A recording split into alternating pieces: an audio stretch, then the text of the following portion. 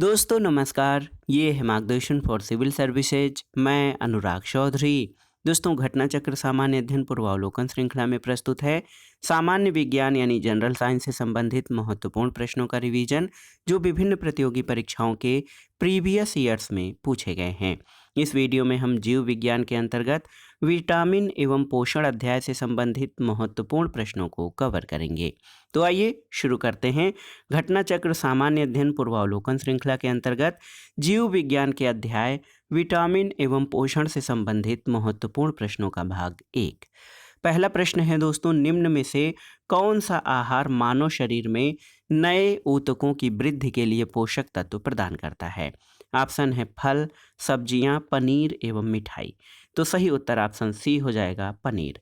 दोस्तों पनीर मानव शरीर में नए ऊतकों या टिश्यूज की वृद्धि के लिए पोषक तत्व प्रदान करता है। ये दूध से बना एक उत्पाद है जिसे विभिन्न जीवाणुओं लैक्टोबैसिलस लैक्टिस और ल्यूकोनोस्टक सिट्रोवोरम द्वारा किण्वन करके तैयार किया जाता है।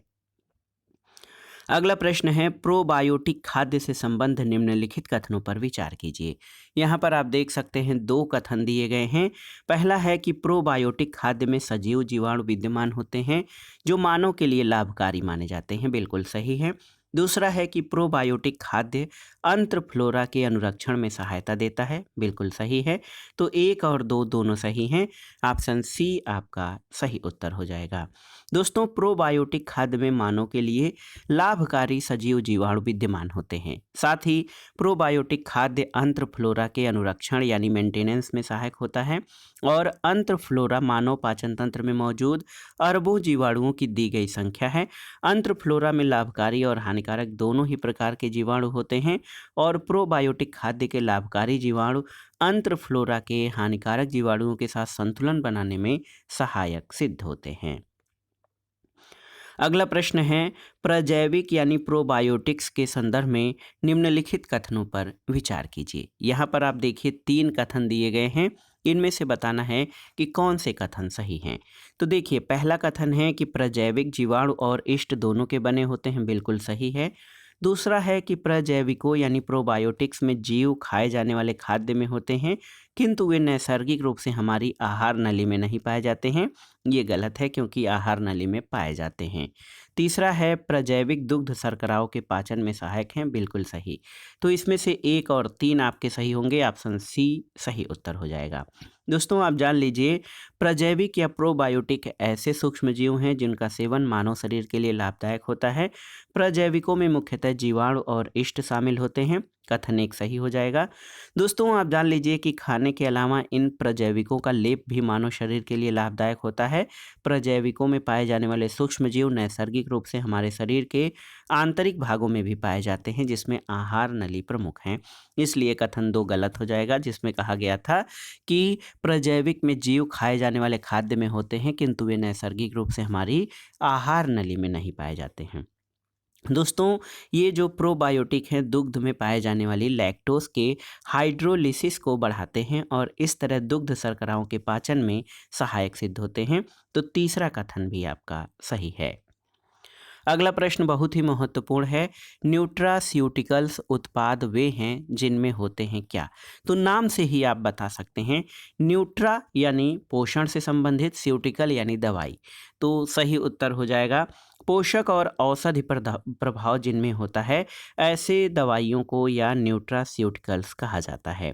दोस्तों न्यूट्रास्यूटिकल शब्द न्यूट्रिशन और फार्मास्यूटिकल से बना हुआ है। न्यूट्रास्यूटिकल उत्पाद नियमित पोषक मूल्यों के साथ औषधि लाभ प्रदान करने के लिए जाने जाते हैं। अगला प्रश्न है, फंक ने निम्नलिखित में से किसका आविष्कार किया था? आपको बताना है। देखिए विटामिन का, हार्मोन का, प्रोटीन का या एंजाइम का। तो सही उत्तर हो जाएगा फंक ने विटामिन की खोज की थी। दोस्तों आप जान लीजिए कि 1911 में पोलिश वैज्ञानिक कैसिमिर फंक ने पहली बार विटामिनों की अवधारणा का निरूपण किया और विटामिन शब्द का सबसे पहले प्रयोग किया था। अगला प्रश्न है, निम्नलिखित में से कौन सा युग्म सही सुमेलित नहीं है? विटामिन ए मैकुलन सही है, विटामिन बी मैकुलन सही है, विटामिन सी जेम्स लिंड सही है, विटामिन डी पालमूरर ये आपका सही नहीं है। दोस्तों जेम्स लिंड ने 1774 में बताया कि खट्टे फलों के प्रयोग से स्कर्वी रोग से बचाव किया जा सकता है। खट्टे फलों में विटामिन सी पाया जाता है। पाल मूलर जो है विटामिन डी से संबंधित नहीं है।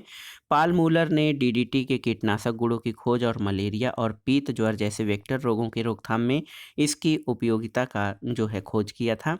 विटामिन ए और विटामिन बी की खोज एल्मर मैकुलम द्वारा की गई थी और यहाँ पर मैकुलन दिया गया है जो गलत है, लेकिन ये हैं एल्मर मैकुलर। अगला प्रश्न है विटामिन्स क्या होते हैं? कार्बनिक यौगिक, अकार्बनिक यौगिक, जीवित जीव या इनमें से कोई नहीं।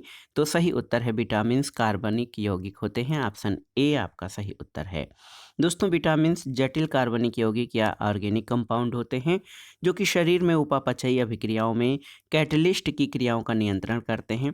जंतुओं और अधिकांशतः विटामिन भोजन से ही प्राप्त होते हैं क्योंकि इनका संश्लेषण पादप करते हैं। अब तक 20 प्रकार के विटामिन ज्ञात हो चुके हैं जिनकी श्रेणियां हैं जल में घुलनशील और वसा में घुलनशील। अगले प्रश्न पर आते हैं दोस्तों। बहुत ही महत्वपूर्ण प्रश्न है कि निम्नलिखित में से यौगिकों के किस समूह को सहायक आहार कारक कहा जाता है? ऑप्शन है वसा, अंतःस्राव हार्मोन, प्रोटीन या विटामिन। तो सही उत्तर विटामिन हो जाएगा। दोस्तों विटामिन एक ऐसा यौगिक है जो सहायक आहार कारक भी है। इस विचार को स्पष्ट करने वाले पहले वैज्ञानिक फ्रेडरिक गोलैंड हॉपकिंस थे। तो याद रखिएगा, फ्रेडरिक गोलैंड हॉपकिंस ने सबसे पहले ये बताया कि विटामिन जो हैं वो सहायक आहार कारक या फूड सप्लीमेंट्स होते हैं। अगला प्रश्न है कथन और कारण से संबंधित है। कथन है कि अधिकांश विटामिन मानव शरीर में संश्लेषित नहीं किए जाते हैं। तो बिल्कुल सही है। और कारण है कि मानव अंग केवल अनिवार्य सूक्ष्म पोषक तत्वों का ही संश्लेषण करते हैं। ये गलत है। तो यहाँ पर ए सही किंतु आर गलत। ऑप्शन सी आपका सही उत्तर हो जाएगा। दोस्तों आप जान लीजिए अधिकांश विटामिन मानव शरीर में संश्लेषित नहीं किए जाते और इसलिए उन्हें पर्याप्त मात्रा में भोजन द्वारा ग्रहण किए जाने की आवश्यकता होती है। मानव शरीर विटामिन डी, विटामिन के और विटामिन 12 का संश्लेषण कर सकता है। दूसरा ये है कि मानव शरीर के लिए आवश्यक अधिकांश विटामिन, खनिज तथा आहारीय घटकों को शरीर स्वयं पर्याप्त मात्रा में निर्मित नहीं कर पाता, इसलिए इन्हें ही अनिवार्य सूक्ष्म पोषक तत्व कहते हैं। कारण आर आपका गलत है। अगला प्रश्न है दोस्तों कथन और कारण से ही संबंधित है। इसमें आपको बताना है, कथन है कि मानव शरीर अपने लिए सभी विटामिनों का संश्लेषण कर लेता है। तो ये सही नहीं है। कारण है कि शरीर के उचित विकास के लिए विटामिन अनिवार्य होते हैं। तो ए गलत और आर सही है। ए गलत किंतु आर सही है। ऑप्शन डी आपका सही उत्तर हो जाएगा। दोस्तों शरीर के उचित विकास के लिए विटामिन अनिवार्य होते हैं। इनकी कमी से हीनता रोग या डिफिशियंसी डिजीज होने की संभावना बढ़ जाती है और मानव शरीर में सभी विटामिनों का संश्लेषण नहीं होता। हालांकि कुछ विटामिन जैसे विटामिन डी, विटामिन के और विटामिन 12 B12 ये मानव शरीर में संश्लेषित होते हैं। अगला प्रश्न है विटामिनों के बारे में निम्नलिखित में से कौन सा कथन सही नहीं है? पहला है कि कुछ विटामिन आंतरिक सूक्ष्मजीवों द्वारा संश्लेषित किए जा सकते हैं। बिल्कुल सही है। कुछ विटामिन हार्मोन की तरह काम करते हैं। बिल्कुल सही। कुछ विटामिन शरीर में जमा होते हैं। बिल्कुल सही। और कुछ विटामिन के जल में घुलनशील विटामिन हैं। ये गलत है। विटामिन के जल में घुलनशील नहीं बल्कि विटामिन ए, डी, ई और के ये विटामिन वसा में विलेय होते हैं, जल में नहीं। विटामिन बी और विटामिन सी जल में विलेय हैं जबकि ए, डी, ई के ये वसा में विलेय विटामिन हैं। अगला प्रश्न है निम्न में से कौन से विटामिन वसा में घुलनशील हैं? तो आप जान लीजिए वसा में घुलनशील विटामिन जो हैं ए, डी, ई और के हैं। तो ए और डी यहाँ पर सी ऑप्शन सही हो जाएगा। अगला प्रश्न है कौन सा विटामिन जल में घुलनशील है? तो विटामिन बी और सी जल में घुलनशील होते हैं। तो यहाँ पर आप देख सकते हैं दोस्तों विटामिन बी और सी, तो यहाँ पर बी और सी यानी ऑप्शन बी और सी दोनों ही सही उत्तर हो जाएगा। अगला प्रश्न है जल में घुलनशील विटामिन कौन सा है? तो जल में बी और सी घुलनशील हैं, आप जानते हैं। तो यहाँ पर ऑप्शन बी आपका सही उत्तर हो जाएगा।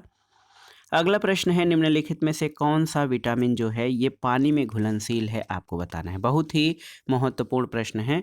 कौन सा विटामिन पानी में घुलनशील है? तो बी और सी, तो यहाँ पर सही उत्तर ऑप्शन बी हो जाएगा।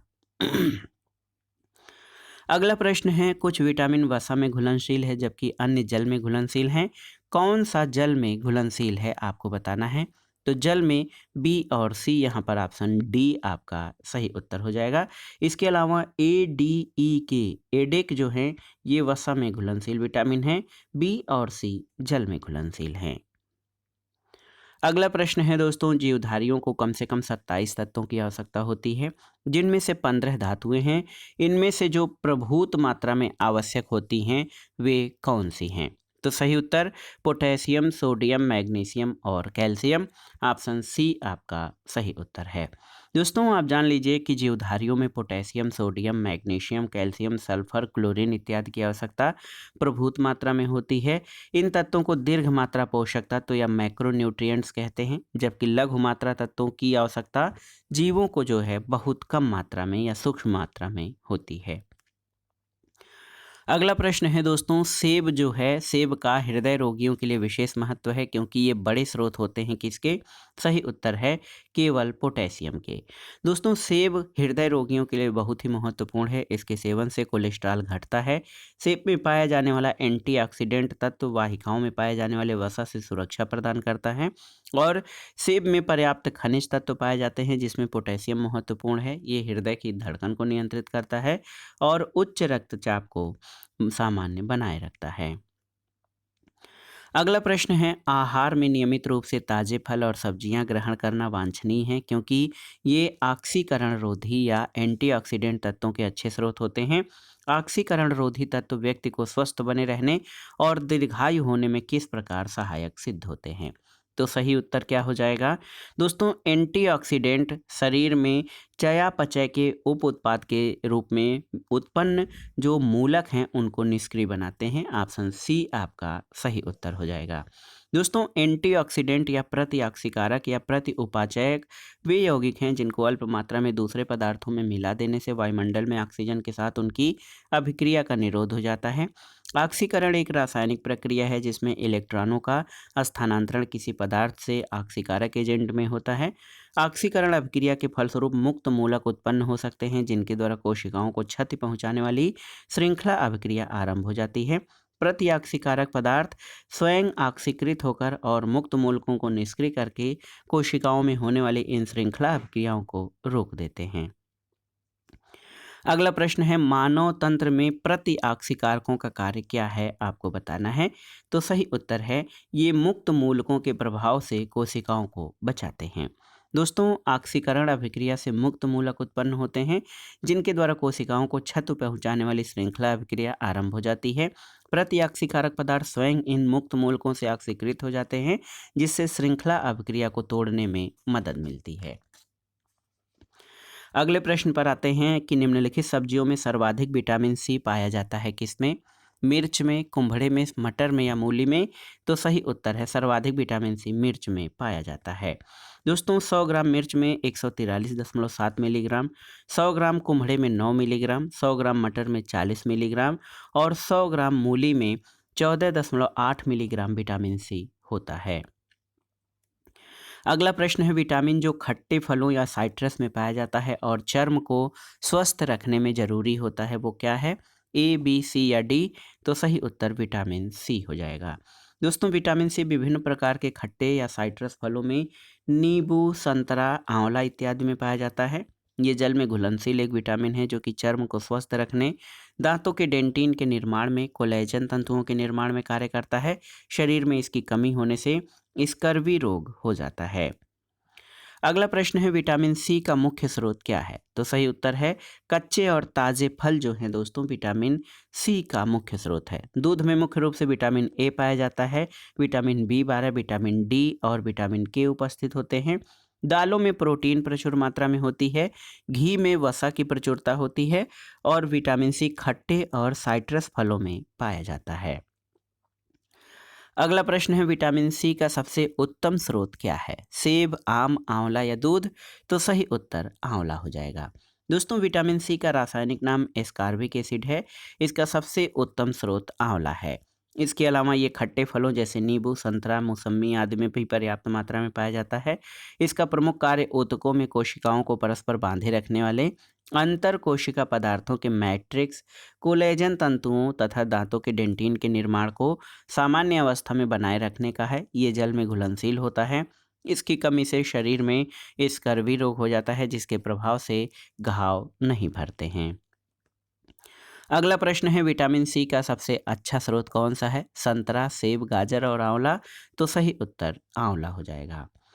अगला प्रश्न है, निम्नलिखित में से किसमें विटामिन सी की मात्रा सर्वाधिक होती है? गाजर, अमरूद, आम और संतरा में। तो सही उत्तर ऑप्शन डी हो जाएगा, संतरा में विटामिन सी की सर्वाधिक मात्रा है।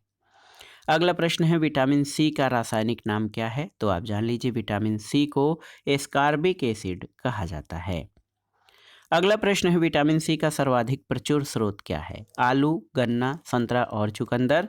तो इन विकल्पों में से संतरा जो है वो विटामिन सी का प्रचुर स्रोत है। अगला प्रश्न है, घाव भरने के लिए निम्नलिखित विटामिनों में कौन सहायक है? आपको बताना है ए, बी, सी या डी। तो सही उत्तर विटामिन सी, ये घाव भरने में सहायक है। अगला प्रश्न है, किसके अवशोषण में विटामिन सी मदद करता है? आपको बताना है। ऑप्शन है लौह के, कैल्शियम के, आयोडीन के या सोडियम के। तो सही उत्तर है विटामिन सी आयरन यानी लौह के अभिग्रहण में मदद करता है या संश्लेषण में। दोस्तों आप जान लीजिए, कैल्शियम और मैग्नीशियम देखिए बहुत ही महत्वपूर्ण है। कैल्शियम और मैग्नीशियम के साथ विटामिन डी ग्रहण करने पर यह विटामिन कैल्शियम, मैग्नीशियम और अन्य खनिजों के अवशोषण दर में वृद्धि करता है। इस तरह विटामिन सी लौह अवशोषण में सहायक होता है। अगला प्रश्न है, निम्नलिखित विटामिनों में कौन सा शरीर में भंडारित नहीं होता है? ए, सी, डी या ई। तो सही उत्तर है विटामिन सी। आप देख लीजिए, विटामिन सी जल में विलेय होता है। यह शीघ्र ही मूत्र के साथ उत्सर्जित हो जाता है और हमारे शरीर में संचित नहीं रहता है। अगला प्रश्न है, किस विटामिन की कमी से खून का थक्का धीरे बनने की बीमारी होती है? तो ये होता है विटामिन के। विटामिन के की कमी से खून का थक्का नहीं बनता या धीरे बनता है। दोस्तों आप जान लीजिए कि इस विटामिन को रुधिर स्राव रोधी पदार्थ या एंटी हार्मोरहेजिक फैक्टर कहते हैं। इसकी कमी वाले व्यक्तियों का ऑपरेशन आसानी से नहीं किया जा सकता, क्योंकि अधिक रुधिर बह जाने का डर बना रहता है। अगला प्रश्न है, निम्नलिखित में से कौन सा विटामिन मनुष्य में रक्त के जमने के लिए जिम्मेदार होता है? तो ये विटामिन के है। अगला प्रश्न है, रक्त का थक्का बनने में किस विटामिन की आवश्यकता होती है? तो आप जान लीजिए विटामिन के की। और यही प्रश्न बार बार पूछा गया है कि रुधिर स्कंदन में कौन सा विटामिन प्रभावी होता है? तो आप जान लीजिए विटामिन के जो है ये रुधिर स्कंदन में सहायक होता है। अगला प्रश्न है, विटामिन जो रक्त के थक्के बनाने में प्रभावी होता है? तो ये है विटामिन के। ऑप्शन डी आपका सही उत्तर हो जाएगा। और देखिए, निम्नलिखित में से कौन सा विटामिन प्रतिस्कंदक विषों के प्रतिविषकारक के रूप में प्रयोग किया जाता है? ऑप्शन है, आप जान लीजिए कि ए, डी, ई या के। तो सही उत्तर विटामिन के। दोस्तों प्रतिस्कंदक विषों के प्रतिविष प्रतिकारक के रूप में विटामिन के का प्रयोग किया जाता है। अगला प्रश्न है, निम्नलिखित में से क्या आंत के जीवाणुओं द्वारा संश्लेषित होता है? ऑप्शन है विटामिन बी12, विटामिन सी, विटामिन के या विटामिन ए। तो सही उत्तर विटामिन बी12 और विटामिन के। दोस्तों आंत की जीवाणुओं के द्वारा विटामिन बी12 और विटामिन के दोनों का संश्लेषण किया जाता है। अगला प्रश्न है, विटामिन डी का स्रोत है? ऑप्शन है नींबू, सूर्य की किरणें, संतरा या काजू। तो सही उत्तर है सूर्य की किरणें। दोस्तों विटामिन डी का स्रोत सूर्य की किरणें या सनरेज होती हैं। वास्तव में सूर्य की किरणों द्वारा विटामिन डी का निर्माण हमारी त्वचा कोशिकाओं द्वारा किया जाता है, जो कि यहाँ से निर्मित होकर रुधिर में मुक्त हो जाता है। इसके अलावा मक्खन, यकृत, अंडों की जर्दी, वृक्क इत्यादि से भी ये मिलता है। विटामिन डी की कमी से बच्चों में रिकेट्स और वयस्कों में ऑस्टियोमेलेसिया नामक बीमारी होती है। कैल्शियम और विटामिन डी की संयुक्त रूप से कमी होने पर वयस्कों में ऑस्टियोपेरेसिस नामक रोग हो जाता है। अगला प्रश्न है दोस्तों, सूर्य की किरणों में कौन सा विटामिन मिलता है? तो ये विटामिन डी होता है। निम्नलिखित में से कौन सा एक विटामिन सूर्य के प्रकाश की उपस्थिति में त्वचा में बनता है? तो आप जान लीजिए ये विटामिन डी होता है। अगला प्रश्न है, विटामिन डी की अल्पता या कमी से कौन सा रोग होता है? तो इसकी विटामिन डी की कमी से रिकेट्स और ऑस्टियोपेरेसिस दोनों ही रोग होता है। बच्चों में रिकेट्स और वयस्कों में ऑस्टियोपेरेसिस। अगला प्रश्न है दोस्तों, देखिए विटामिन डी में निम्नलिखित में से क्या पाया जाता है? एस्कॉर्बिक एसिड, कैल्सीफेरॉल, फॉलिक अम्ल या रेटिनॉल? तो सही उत्तर कैल्सीफेरॉल हो जाएगा। दोस्तों विटामिन डी में कैल्सीफेरॉल पाया जाता है, इसका रासायनिक नाम कैल्सीफेरॉल है। विटामिन सी का रासायनिक नाम एस्कॉर्बिक एसिड है और विटामिन ए का रासायनिक नाम रेटिनॉल होता है। अगला प्रश्न है, निम्नलिखित में से किस विटामिन को आर्गो कैल्सीफेरॉल कहते हैं? विटामिन D2, D3, B12 या B6 को? तो सही उत्तर है विटामिन D2 को। याद रखिएगा दोस्तों, विटामिन D2 को आर्गो कैल्सीफेरॉल कहते हैं। विटामिन D3 कोले calciferol. Vitamin D2 vitamin D का वह प्रकार है जो मुख्यतः भोजन और आहार अनुपूरक के रूप में मनुष्यों को प्राप्त होता है और मुख्य रूप से भोजन में ये मक्खन, मशरूम, दूध, पनीर, मांस, अंडों की जर्दी, मछली के तेल आदि में मिलता है। इसकी कमी से बच्चों में सूखा या रिकेट्स रोग हो जाता है। अगला प्रश्न है दोस्तों, कोले कैल्सीफेरॉल रासायनिक यौगिक का सामान्य नाम क्या है? तो सही उत्तर विटामिन डी। याद रखिएगा, कोले कैल्सीफेरॉल रासायनिक यौगिक का सामान्य नाम विटामिन डी है। जंतुओं में दो सक्रिय विटामिन डी होते हैं, कोले कैल्सीफेरॉल और आर्गो कैल्सीफेरॉल। आर्गो कैल्सीफेरॉल का संश्लेषण स्वयं जंतु शरीर में होता है, किंतु इसकी प्रक्रिया जटिल होती है। सूर्य के प्रकाश की परावैंगनिक किरणों के प्रभाव से आर्गोस्ट्राल नामक पदार्थ से इष्ट कोशिकाएं आर्गो कैल्सीफेरॉल का संश्लेषण करती हैं। तो दोस्तों ये था आज का वीडियो। सामान्य विज्ञान के घटना चक्र सामान्य अध्ययन पूर्वावलोकन श्रृंखला में जीव विज्ञान के अंतर्गत विटामिन एवं पोषण से संबंधित महत्वपूर्ण प्रश्नों का रिवीजन, जो आपके आगामी परीक्षाओं के लिए बहुत ही उपयोगी है।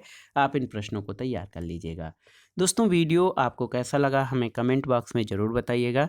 वीडियो को लाइक करें, शेयर करें और इस चैनल मार्गदर्शन फॉर सिविल सर्विसेज को सब्सक्राइब करें। वीडियो देखने के लिए धन्यवाद दोस्तों। नमस्कार।